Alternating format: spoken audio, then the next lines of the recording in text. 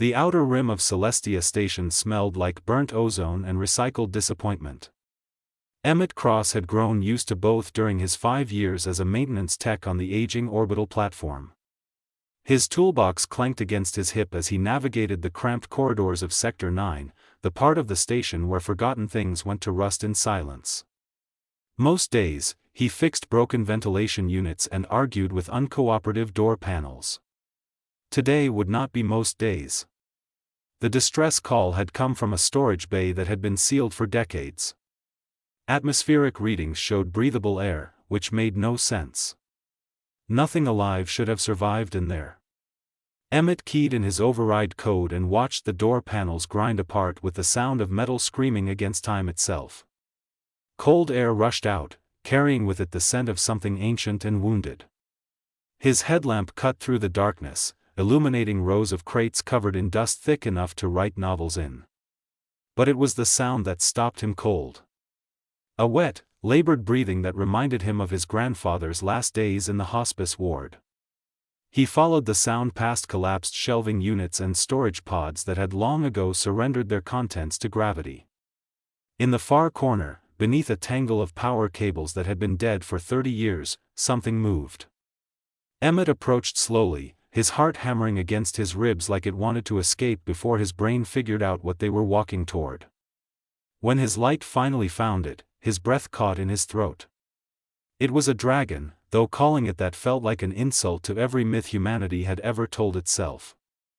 This creature was no larger than a full-grown sheep, its body covered in scales that had once been silver but now looked like tarnished coins left in acid rain. One wing hung at an awkward angle, the membrane torn and healed wrong so many times it resembled ancient parchment. The other wing was folded tight against its body, as if protecting something precious that had already been stolen. Emmett had seen pictures of dragons in the old Earth databases. Magnificent beasts that had been engineered before the Great Exodus, designed to be companions and protectors for the generation ships that carried humanity to the stars.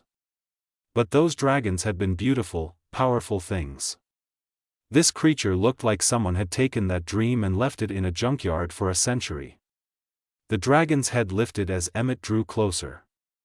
Its eyes were the color of winter fog, clouded with pain but still sharp enough to measure his intentions. A low growl rumbled from its chest, but there was no threat in it. Only exhaustion. Around its neck, half hidden by loose scales, was a collar. Not the decorative kind, but something functional and worn, made of alloy that had outlasted empires. Emmett crouched down, making himself smaller, less threatening. He had learned that trick working with the feral cats that lived in the station's hydroponics bay. Slow movements, soft voice, patience measured in heartbeats rather than minutes. The dragon watched him with those ancient eyes, and Emmett got the strangest feeling that it was reading him the way he read equipment manuals, looking for the parts that might still work. He reached out slowly toward the collar, giving the creature every chance to pull away or bite his hand off. It did neither. Up close, he could see the engraving on the metal tag that hung from the collar. Years of grime and corrosion had nearly obscured it, but Emmett had steady hands and a habit of not giving up on broken things. He pulled a cleaning cloth from his pocket and began to rub away the accumulated filth of decades. The letters emerged one by one, like stars appearing at dusk. Property of Earth Colonial Fleet. Guardian Unit 12. Authorization Venna. Commission 2247. Emmett sat back on his heels, his mind racing through history lessons he had barely paid attention to in school. The Guardian program had been one of Earth's most ambitious projects, creating living sentinels to watch over the sleeping colonists during their centuries-long journeys to distant worlds. Hundreds of ships had left Earth, each one carrying a Guardian. But when the colonies woke up, when they established their new homes and started building their new lives, the Guardians had been left behind. Some said it was because they consumed too many resources. Others whispered darker reasons about fear and control and the human tendency to discard what they no longer needed. This dragon, Venna, had been abandoned. Left in a storage bay and forgotten while the universe moved on without her. The cruelty of it hit Emmett like a physical blow. He looked at the creature with new eyes and saw not just a wounded animal but a thinking, feeling being who had been cast aside like broken machinery. Venna made a sound, something between a whimper and a sigh. Her body trembled with the effort of staying conscious. Emmett could see infected wounds along her side where the scales had been damaged and never properly healed. Her breathing was shallow and irregular. Without help, she would not survive another week. The smart thing would be to report this to Captain Hollis and let the station authorities handle it. Venna was technically property of the colonial fleet, which meant she was someone else's problem. Someone else's responsibility. Someone else's guilt. But Emmett had never been particularly smart about things like that. His grandmother used to say he had too much heart and not enough sense, usually right before she hugged him and slipped him extra dessert. He made his decision in the space between one breath and the next. Carefully, he unclipped his heavy work jacket and laid it over Venna's trembling body. The dragon's eyes widened slightly, as if kindness was a language she had forgotten how to speak. Emmett pulled out his comm unit and sent a message to the one person on this station who might understand. Sienna Hartwell was a xenobiologist who had been exiled to Celestia Station after she got too vocal about alien rights during the Kravik trade disputes. She ran the station's small medical bay and spent her free time advocating for better treatment of the non-human species that passed through. If anyone could help Venna, it would be her. While he waited for Sienna's response, Emmett sat down next to the dragon and began talking. He told her about his grandmother, about the broken things he had learned to fix, about the view of the stars from the observation deck on quiet nights. He did not know if she understood his words, but he suspected she understood his presence. That sometimes just not being alone was enough. Venna's breathing began to even out. Her head lowered slowly until it rested against his knee. The weight of it was surprisingly heavy, solid and real. Emmett placed his hand carefully on her neck, feeling the pulse beneath scales that were warmer than he expected. A living creature, not a relic. Not garbage. Not forgotten anymore. His comm unit buzzed. Sienna's message was short and decisive. Bring her to Bay 7. I will handle Hollis. And Emmett, whatever you have found, do not let anyone else see it until I get there. Emmett looked down at Venna, at this small damaged dragon who had been waiting in the dark for someone to remember that she mattered. He thought about all the stories humanity had told itself about heroes and monsters, about the things worth saving and the things worth sacrificing. In that moment, holding a creature the galaxy had decided was worthless, Emmett Cross made a promise that would change everything. He would not let her be forgotten again. Bay 7 existed in the kind of gray area that made station regulations nervous. Technically a medical facility, practically a sanctuary for creatures that the law had not quite figured out how to categorize. Sienna Hartwell had transformed it over the years into something between a laboratory and a chapel, a place where science met compassion without asking permission first. Emmett carried Venna through the service tunnels, avoiding the main corridors where curious eyes might ask questions he was not ready to answer. The dragon had not resisted being lifted, though her body had gone rigid with ancient fear. He whispered reassurances the entire journey, his voice steady even as his arms trembled from her weight. Sienna was waiting at the bay entrance, her dark hair pulled back in a practical bun, medical scanner already in hand. She took one look at Venna and her professional mask cracked just enough to show the anger underneath. Not at Emmett, but at whatever chain of choices had led to a living being spending decades alone in the dark. On the table, she said, gesturing to the examination platform she had already prepared. Sterile field generators hummed to life as Emmett laid Venna down as gently as he could manage. The dragon's eyes darted between them, calculating odds that had not favored her in a very long time. Sienna moved with practiced efficiency, her scanner passing over Venna's body in slow sweeps. The data that appeared on her screen made her jaw tighten. Malnutrition, chronic infection, 3 partially healed fractures that were never properly set, and something wrong with her respiratory system. How long has she been in that storage bay? The seal date was 2289, Emmett said quietly. 73 years ago. The number sat between them like a confession. Sienna's hand, usually so steady, shook slightly as she reached for a tissue regenerator. 73 years alone in the dark. Breathing recycled air. No food, no water except what condensation she could find. The fact that she is still alive is not medicine. It is a miracle wrapped in stubbornness. Venna made a sound, low and rattling. Her gaze fixed on Sienna with an intensity that made the xenobiologist pause. For a long moment, the two females studied each other, scientist and dragon, both shaped by a universe that had tried to break them and failed. "I know," Sienna said softly, as if answering a question only she could hear. "I know you have no reason to trust us. But I need you to try. Just for a little while. Let me help you, and then you can decide if we are worth the risk." Something shifted in Venna's expression. Not quite trust, but perhaps the memory of what trust used to feel like. She let her head rest back against the platform and closed her eyes. Permission granted, in the language of exhaustion. The healing process took hours. Sienna worked with the focused intensity of someone who understood that every life mattered, regardless of how inconvenient that made the paperwork. She cleaned infections that had festered for years, carefully realigned bones that had healed crooked, administered nutrients through a subcutaneous drip because Venna's digestive system had forgotten how to process solid food. Emmett stayed the entire time, his hand resting near Venna's head where she could feel his presence. He watched as color slowly returned to her scales, as her breathing eased into something that sounded less like drowning. When Sienna finally stepped back, wiping exhaustion from her face, the dragon on the table looked less like a corpse and more like something that might remember how to live. "The collar," Emmett said, breaking the silence. "Can you access it? There might be data stored in the neural interface." Sienna nodded, already reaching for her diagnostic tools.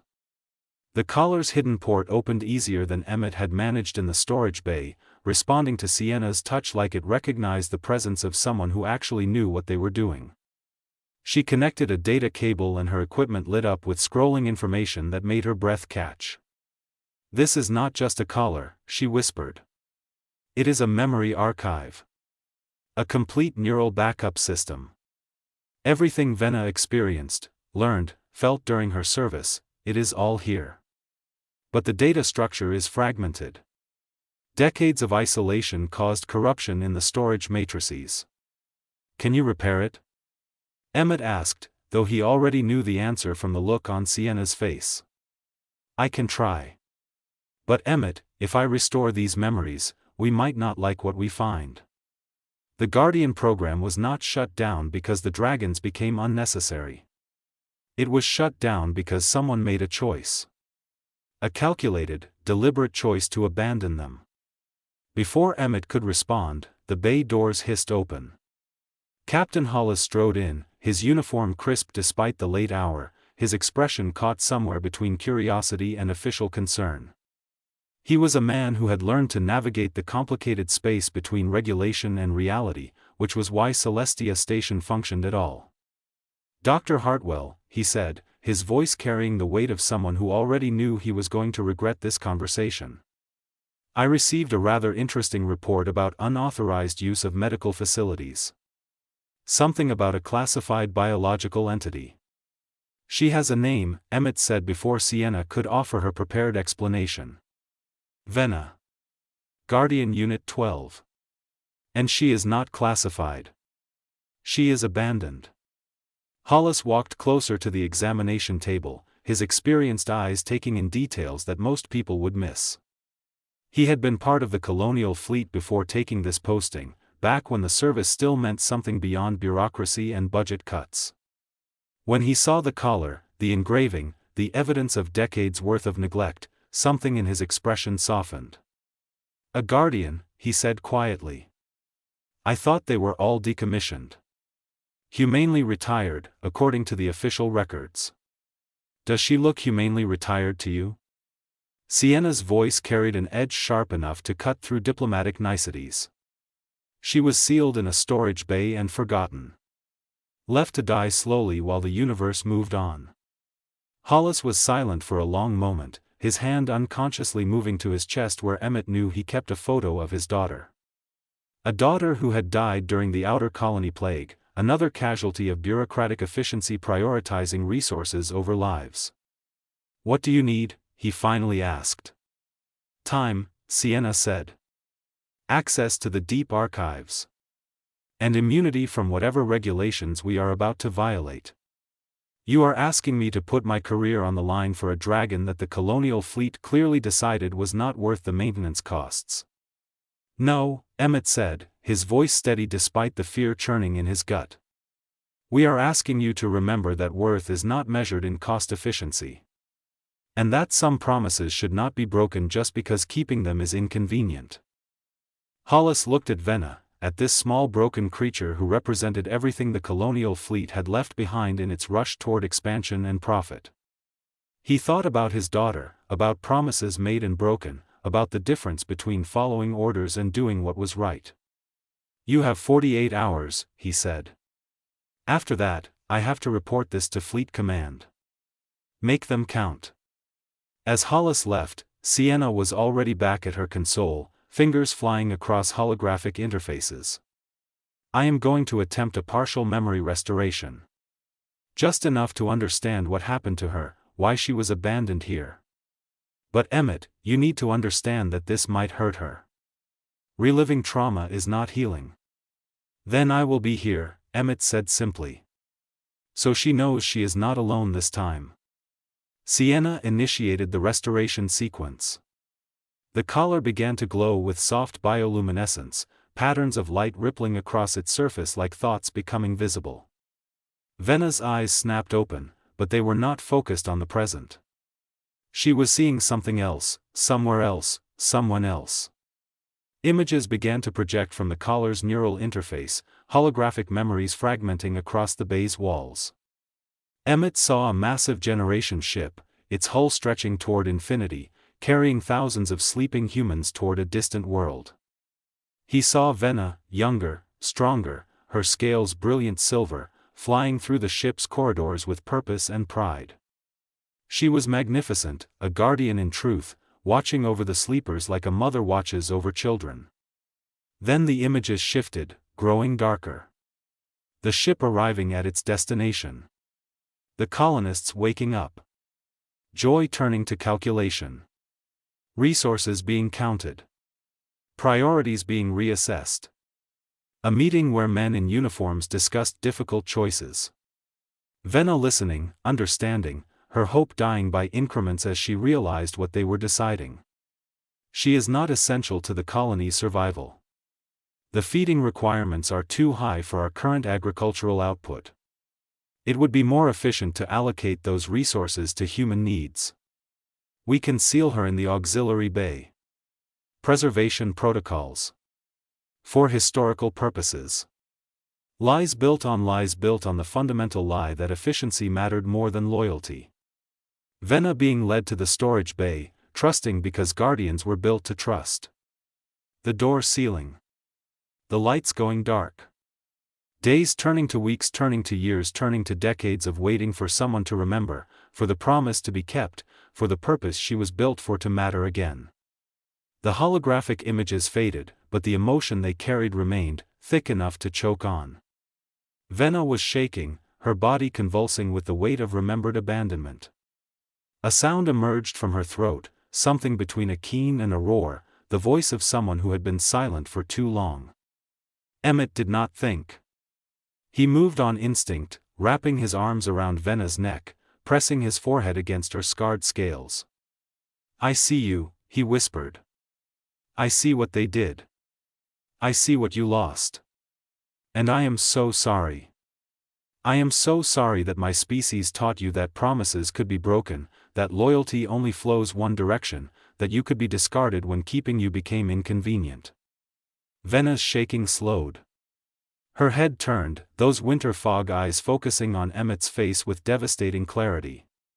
She studied him the way she had been studying him since that first moment in the storage bay, searching for something that might justify risking hope again. Sienna watched from her console, tears streaming down her face that she made no effort to hide. "The restoration is complete," she said, her voice rough. "All her memories are intact now. Everything she was, everything she lost, it is all accessible again." "And the neural damage?" Emmett asked, though he had not moved from his position against Venna's neck. "I can repair it. The technology is old but elegant. Whoever designed the Guardian program understood biology in ways we have forgotten. Give me another day and I can restore full functionality to her systems." "But Emmett, that means she will be able to fly again. To speak through the neural interface. To make her own choices about what happens next." "Good," Emmett said. "She deserves that much." The bay's communication panel chimed. Sienna answered it, her expression hardening as she listened to the voice on the other end. When she disconnected, her face had gone pale. "That was Kravik," she said. "He is a trader who specializes in rare biological specimens. Somehow he heard about Venna. He is offering Captain Hollis enough credits to fund station operations for a year in exchange for purchase rights." "She is not for sale," Emmett said, his voice flat and dangerous. "Kravik does not deal in not for sale. He deals in prices we have not named yet.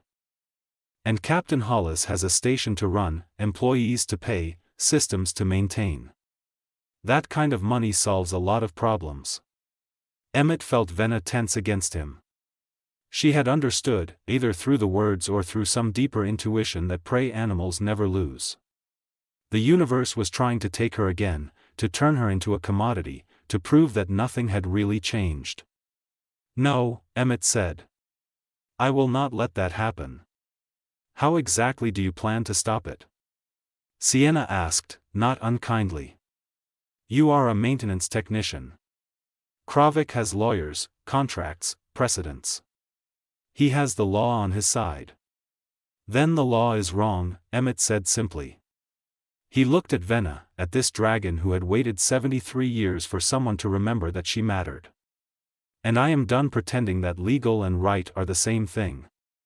The tribunal convened in Celestia Station's main conference chamber, a room designed to make difficult decisions feel official and therefore easier to live with. Ambassador Torin represented the Galactic Trade Commission, his 4 arms folded in a configuration that suggested patience stretched to its breaking point. Kravik sat beside him, mandibles clicking in what passed for a smile among his species. Captain Hollis occupied the head of the table, looking like a man watching his career dissolve in real time. Emmett stood at the center of it all, with Sienna beside him and Venna between them. The dragon looked different after 3 days of Sienna's care. Her scales had regained some of their luster. Her wings, though still scarred, were properly folded. Most importantly, her eyes were clear and focused, taking in the room with an intelligence that made several of the observers uncomfortable. "This proceeding is irregular," Ambassador Torin began, his translator rendering his buzzing speech into flat, emotionless standard. "Guardian Unit 12 is property of the Earth Colonial Fleet, abandoned under Statute 447 of the Resource Allocation Act.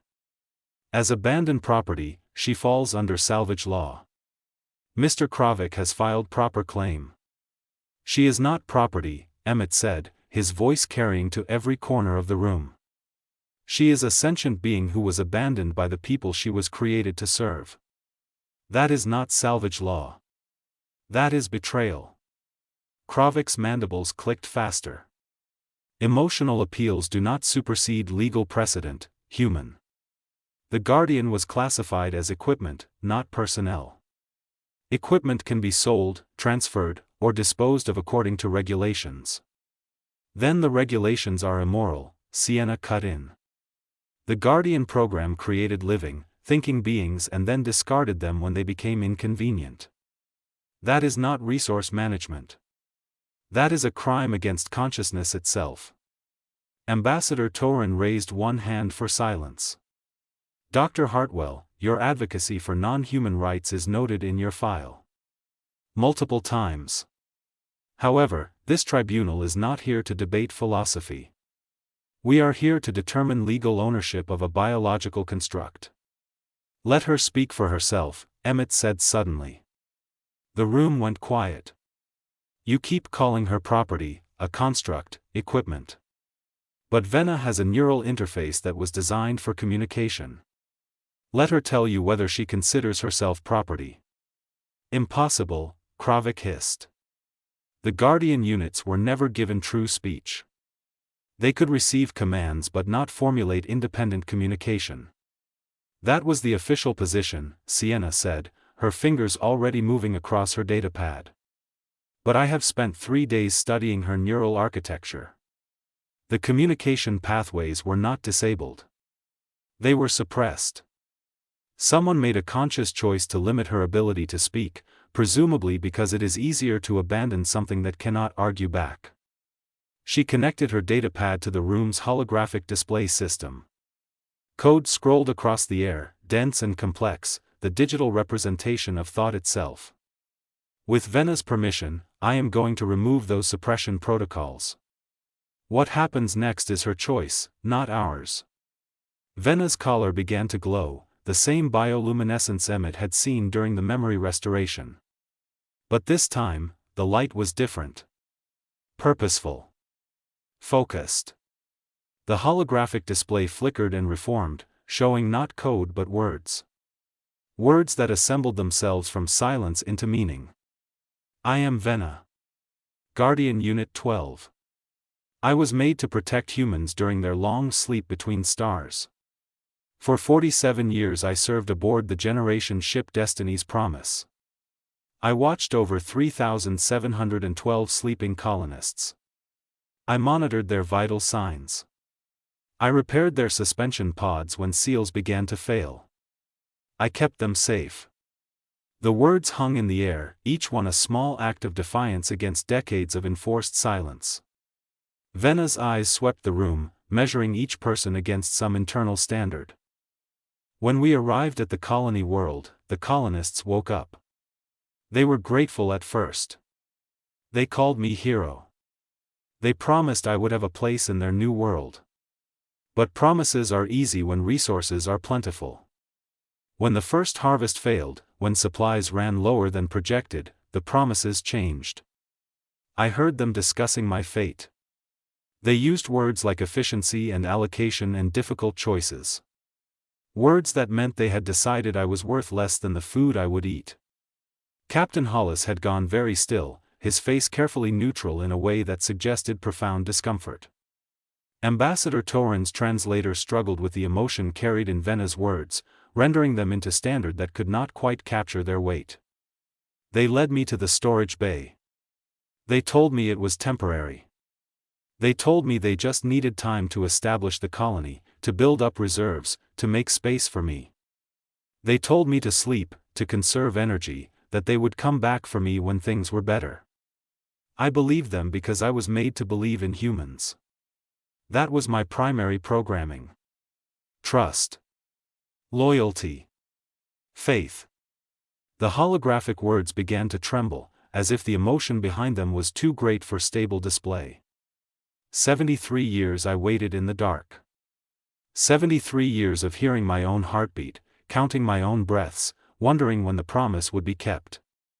I rationed the air. I slowed my metabolism to extend survival. I did everything I was designed to do to preserve myself for the moment when my humans came back. They never did. Kravik shifted in his seat, suddenly looking like he would rather be anywhere else. Even Ambassador Torin's bureaucratic composure had cracked slightly, one of his hands making a gesture that his species used to express disquiet. And now you debate who owns me, Venna continued. As if my suffering was a commodity to be bought and sold. As if 73 years of abandonment grants you the right to decide my fate. You ask whether I am property or person, construct or consciousness. I will tell you what I am. I am someone who kept her promises even when those promises cost her everything. I am someone who deserves better than to be sold to the highest bidder by the species that taught me the meaning of betrayal. The room erupted into chaos. Kravik was protesting about legal precedents. Ambassador Torin was calling for order. Several station personnel were arguing among themselves. But Emmett only had eyes for Venna, for this small scarred dragon who had found her voice after decades of silence. Captain Hollis stood, and his voice cut through the noise with the authority of someone who had finally decided which side of history he wanted to be on. Enough. This tribunal is over. Captain, you cannot simply dismiss legal proceedings, Ambassador Torin protested. Watch me, Hollis said. I am invoking Celestia Station's charter as an independent entity.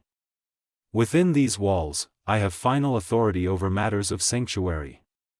And I am declaring Venna to be under station protection as a refugee fleeing persecution. On what grounds? Kravik demanded, his mandibles clacking in agitation. On the grounds that abandoning a sentient being to die slowly in the dark is persecution, and anyone with functioning ethics should recognize that, Hollis said flatly. He turned to Venna, his expression softening. Guardian Unit 12, you are free to remain on Celestia Station as long as you choose. No one will sell you, trade you, or make decisions about your life without your consent. That is my promise to you. And unlike the promises you were given before, I intend to keep this one. For a long moment, Venna simply stared at Hollis. Then her gaze moved to Emmett, to this human who had found her in the dark and refused to leave her there. The holographic display flickered with new words.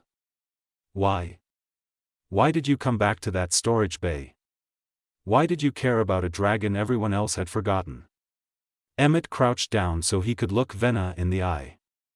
My grandmother used to tell me that you can measure a person by how they treat those who can do nothing for them in return. You could not pay me, could not advance my career, could not offer me anything except the weight of your trust. But that was enough. That was everything. I could have died there, Venna said through the holographic display. You could have walked away and no one would have blamed you. I would have blamed me, Emmett said simply. And I would have been right to.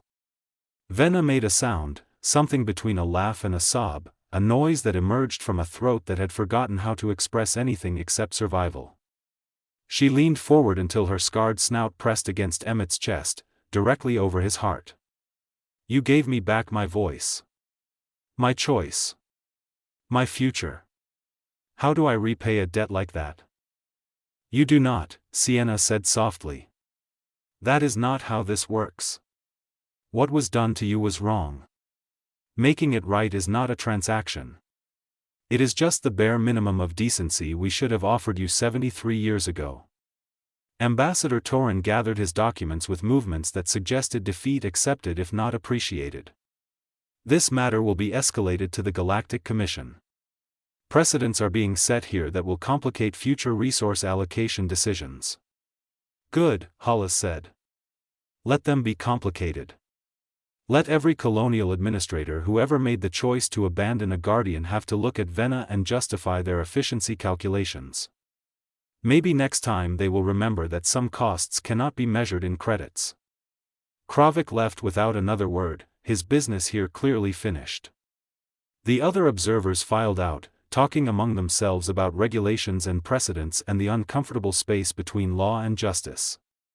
Soon only Emmett, Sienna, Venna, and Captain Hollis remained. So what happens now? Emmett asked, his hand still resting on Venna's neck where he could feel her pulse beating strong and steady.